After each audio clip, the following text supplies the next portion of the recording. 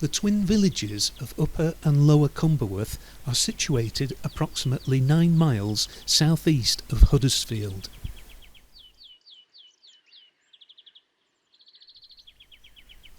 Both villages are typical of those nestling in the foothills of the Pennines and are situated at an altitude of 250 and 220 metres respectively. If you prefer old money, this equates to 820 feet above sea level for Upper Cumberworth and 721 feet for Lower.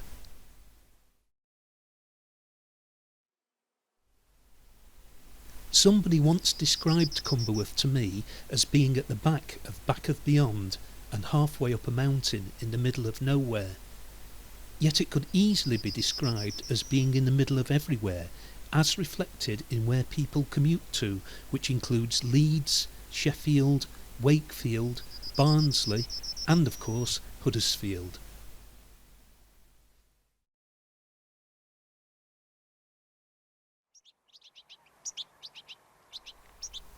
The landscape surrounding both villages is classic Pennine, with small fields bounded by millstone grit, dry stone walls. The beauty of this is sometimes taken for granted, and it often takes a comer in or visitor from another part of the country to help us appreciate it.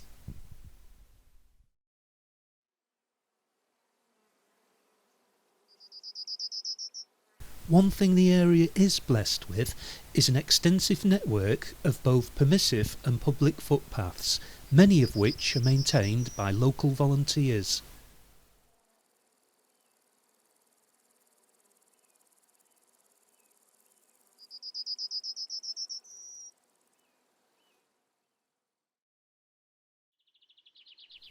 Both Upper and Lower Cumberworth can be described as semi-rural, having developed over time into dormitory villages. In addition to farming, historically local industries have included coal mining, weaving, spinning, quarrying, clay extraction, pipe manufacture and road haulage.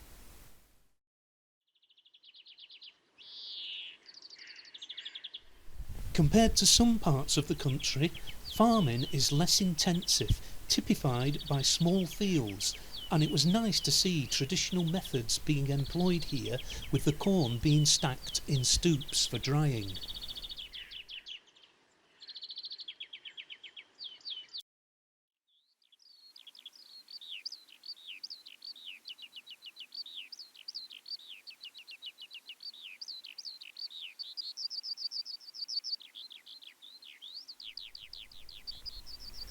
A study of the map reveals the source of the River Dearne is above Upper Cumberworth, rising from the fields between Bird's Edge and High Flats, west of the main road. Indeed, the Dearne Valley Way footpath starts here, and it's hard to imagine that the waters pass through South Yorkshire, eventually flowing into the sea at Cleethorpes via the Humber estuary.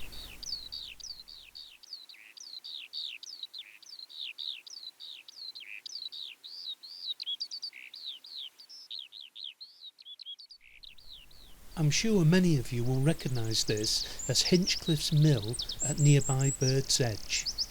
This is in fact a Grade II listed building built in the early to mid-19th century and has been the site of textiles manufacture ever since. Worsted spinning ceased in 1980 and since then business has focused on wool.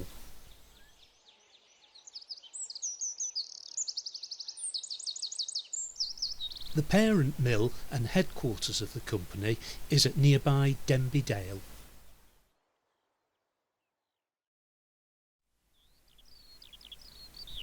Considering the small size of the villages, Cumberworth covers a surprisingly large district, extending beyond the Sovereign into the moorland above Bird's Edge. It's one of the oldest settlements in the Dearne Valley, going back as far as the Celts, possibly between 200 and 100 BC. In fact, it's one of the few Celtic place names in the area, meaning enclosure of a man called Cumbra. There's reference to Cumberworth in the Domesday Book of 1086, where it's described as waste, following the burning of houses and crops by troops loyal to William the Conqueror. Although the main allegiance is to Huddersfield, in terms of topography, there is a case for Cumberworth to be part of the Barnsley district due to its location in the watershed of the River Dearne, which flows towards Wakefield before veering in a southeasterly direction to Barnsley via Bretton.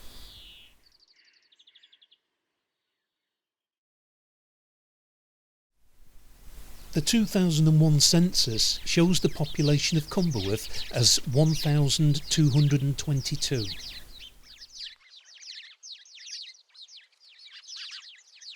According to figures obtained from the council, it's estimated that by 2010 this had risen slightly to 1,462.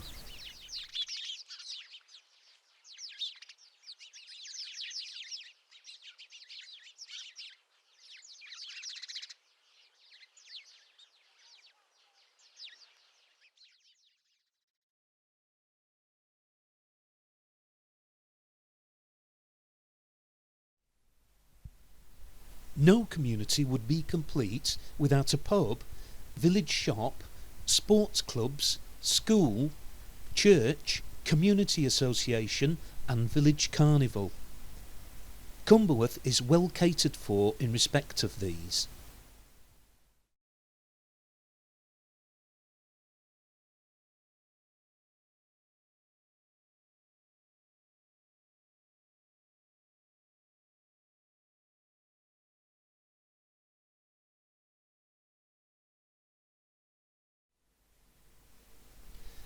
The carnival is an important event in the village calendar and usually takes place in July. This is held in the grounds of the school at Upper Cumberworth and features a procession of floats between the two villages, crowning of the carnival king and queen, a marquee with stalls displaying local craft products, a children's entertainer and demonstrations of various activities including show jumping and dog obedience. Discos have previously been held in the evenings with live performances from local bands.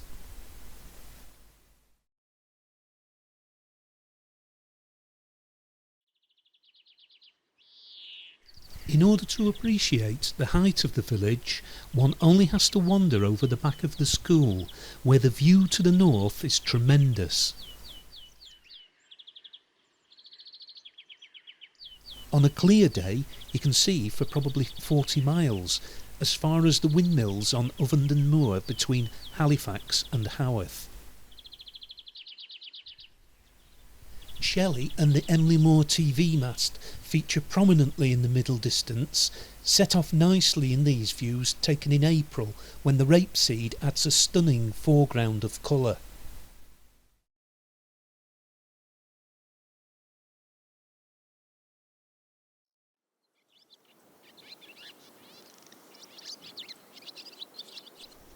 Castle Hill can be seen, though Huddersfield town centre is hidden from view, being situated at the confluence of the Holme and Colne valleys.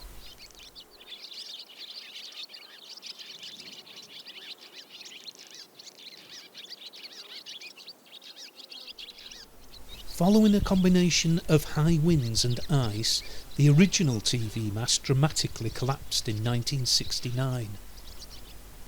The current structure stands 330 metres or 1,084 feet high and is the tallest freestanding structure in the UK. The top is 1,949 feet or 594 metres above sea level. It's a 7-minute lift journey for the engineers to reach the top, and in contrast to Hinchcliffe's Mill at Bird's Edge, this structure is also a Grade 2 listed building.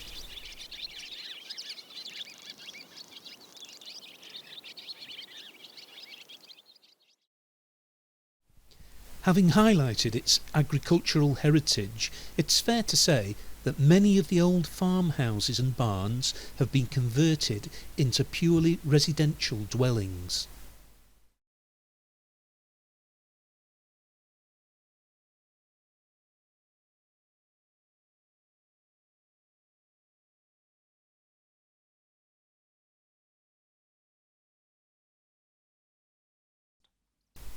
I'm sure that most people would agree that this is the definitive image of Upper Cumberworth.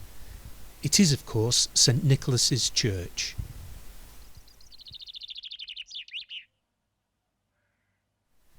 The current church was built in 1879, though it's believed there's been a church on this site since at least 1299.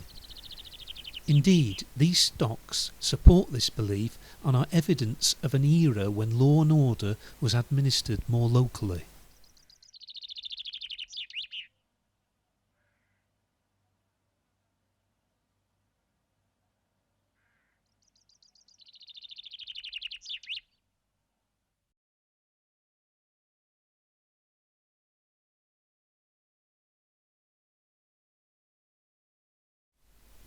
This, of course, is the old vicarage, situated about 1/4 of a mile from the church.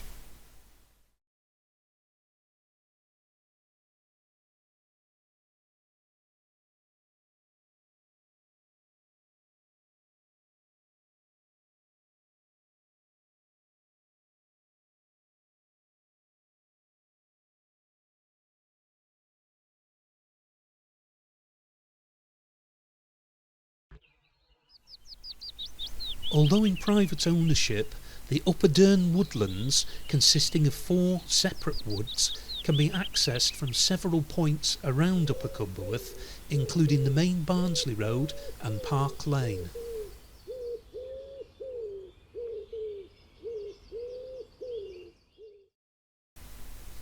My favourite time to visit them is in spring, just before the leaves have come out, when the woodland floor is carpeted with bluebells.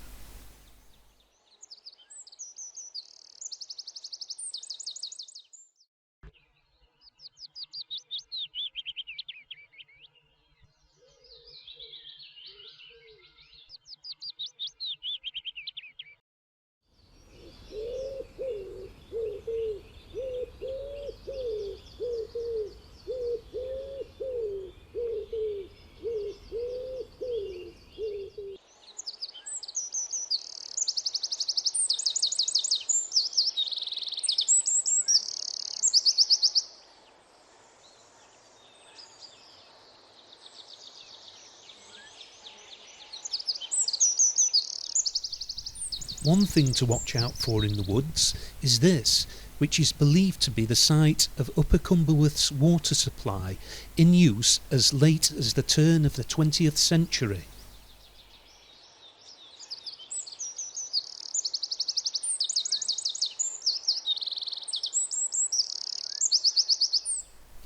This is just one example of the work carried out by the Upper Dearn Woodlands Conservation Group, who maintain footpaths and are instrumental in preserving our heritage for all to appreciate and enjoy.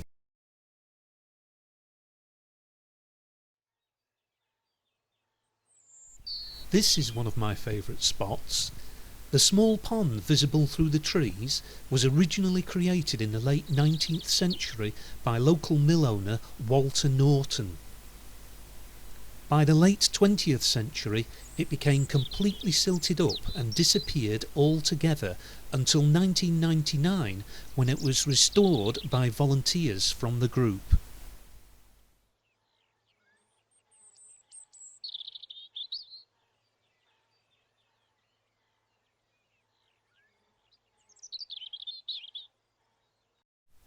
It's very much the landscape that gives Cumberworth its appeal.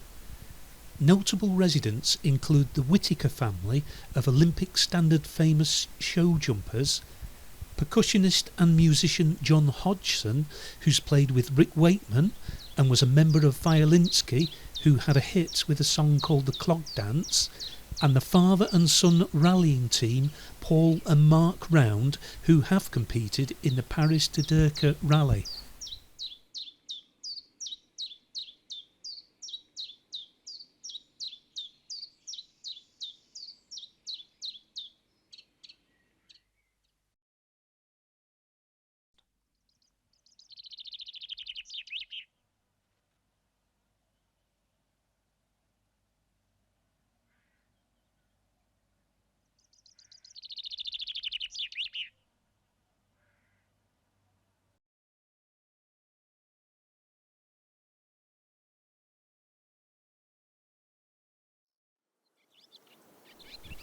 The two Cumberworths are 3/4 of a mile apart, separated by Cumberworth Lane, from which these pictures were taken.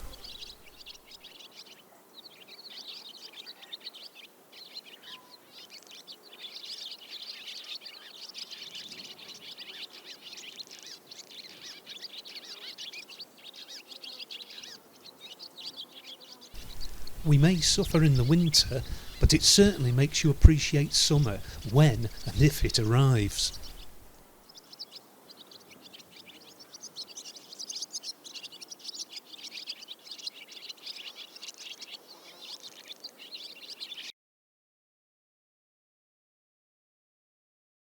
Cumberworth United Cricket Club go back as far as 1876 and play in the Huddersfield Central League. It's believed they were formed by the amalgamation of 3 local teams, including one from a young men's Bible class at the Primitive Methodist Church at Lower Cumberworth, one based at the Foresters Pub, and finally a club based at Upper Cumberworth.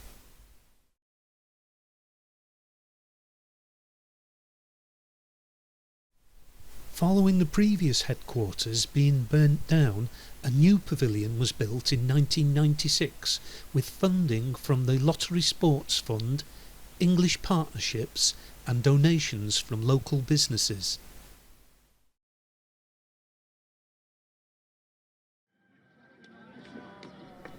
The pavilion is set in its own amphitheatre, landscaped by the artist Abigail Downer. A series of terraces have been dug out of the surrounding land, known as the Cumberworth Steps, whilst a ladybird, worm, dragonfly and cricket have been carved into a large stone that acts as a waymarker for the Kirklees Way footpath. The club has a long list of honours, most recently becoming Huddersfield Central League champions in 2004 for the 3rd time, champions again in 2006 and winning the Allsop Cup in 2005, which incidentally is named after the Cumberworth cricketer Friend Allsop.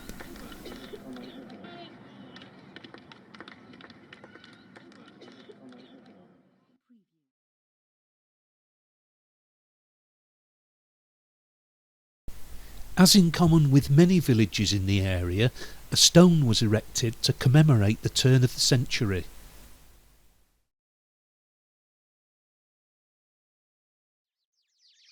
The Foresters Pub and Restaurant is at the centre of Lower Cumberworth and is now under new ownership following a period of closure in 2011.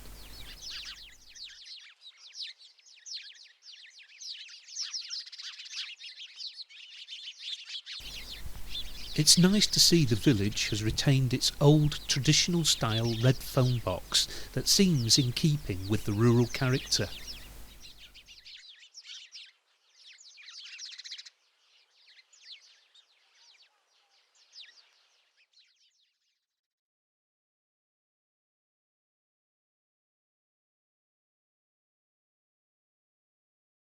There are several curiously named lanes around Cumberworth, including this and Coal Pit Lane, which is evidence of mining that occurred as long ago as the 17th century, when coal was extracted from small bell pits. In 1865 there were 11 mines in the Upper Dearne Valley, but these had a short life and most closed by the end of the 19th century.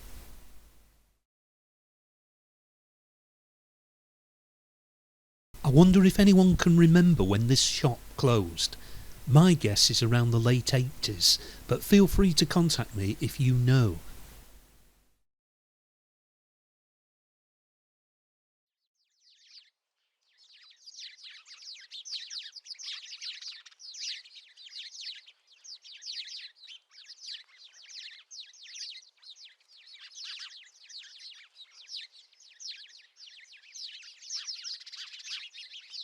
These 3-storey traditional weavers' cottages are typical of those found in the more rural parts of West Yorkshire.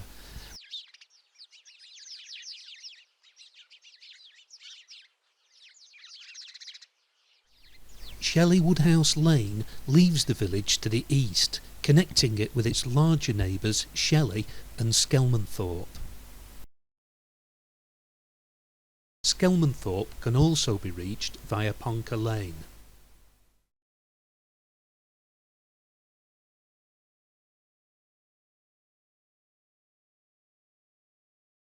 One thing that not everyone is aware of is that the Penistone line between Huddersfield and Sheffield passes underneath Lower Cumberworth just to the west of the village in the vicinity of the cricket ground.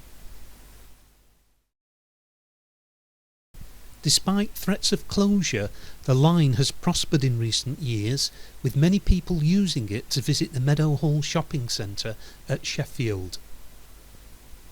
The line is actively promoted by the Penistone Line Partnership, who are a voluntary organisation consisting of representatives from the train operating companies, local authorities, users and members of the local community.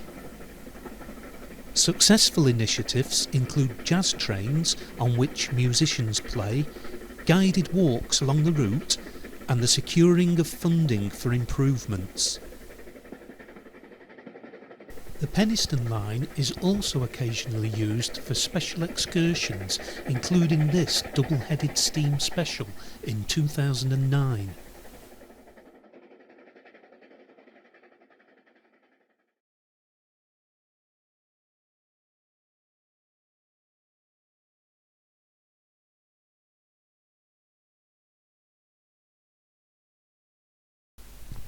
Returning to Upper Cumberworth, some people may remember when this was a working barn.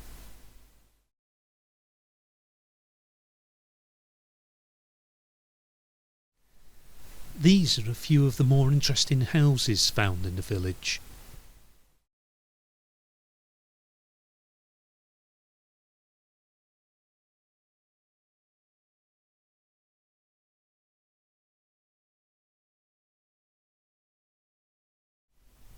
This house is known as the Old Crown, suggesting it may have previously been an inn.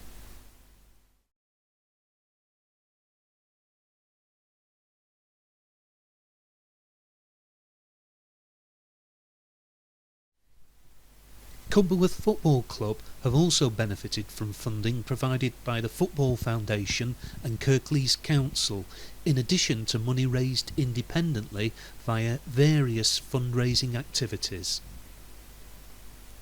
This has enabled them to improve facilities and build a new clubhouse and changing room. They currently play in Division 2 of the Huddersfield and District League.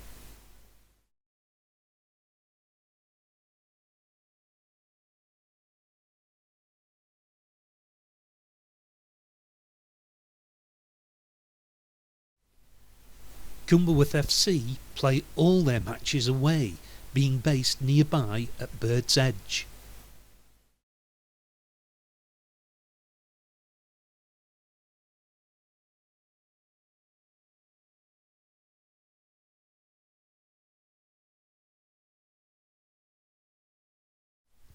And so turning towards the autumn and the winter. One of the highlights of the year is the village bonfire organised by the Community Association. We had some visitors from the south who couldn't believe how good the firework display was for such a small place, not to mention the food on offer.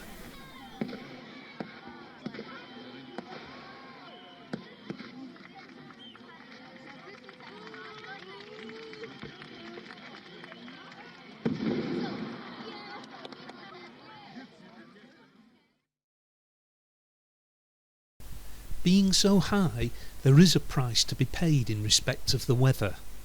Late November 2010 to January 2011 saw some of the heaviest snowfalls and lowest temperatures on record for the area. The temperature fell as low as -17, and I recall a photo in the Examiner of some people crawling on their hands and knees to cross a road as it was so slippery.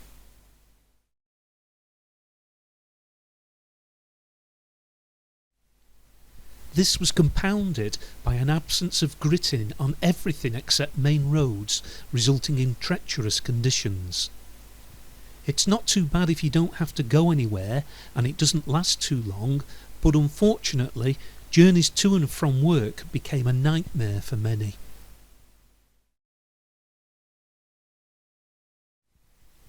It's hard to imagine it was ever summer when it's as cold as this and everything is still and silent. It's strangely beautiful and presents some great photo opportunities, as this tour around the churchyard hopefully illustrates, not to mention a few bonus days away from work for the lucky few.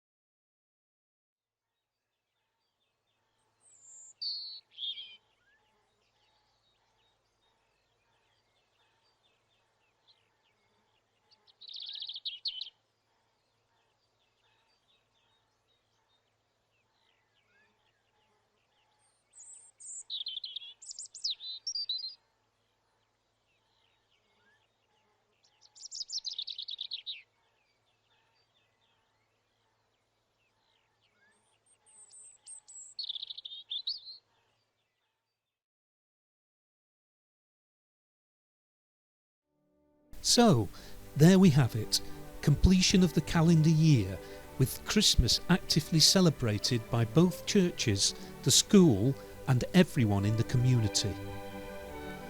Whatever, whether you are a Cumberworth resident, exile, or someone thinking of making the village your home, I hope you have enjoyed this film and that it has helped you appreciate how lucky we are to live in such a healthy, prosperous and beautiful place.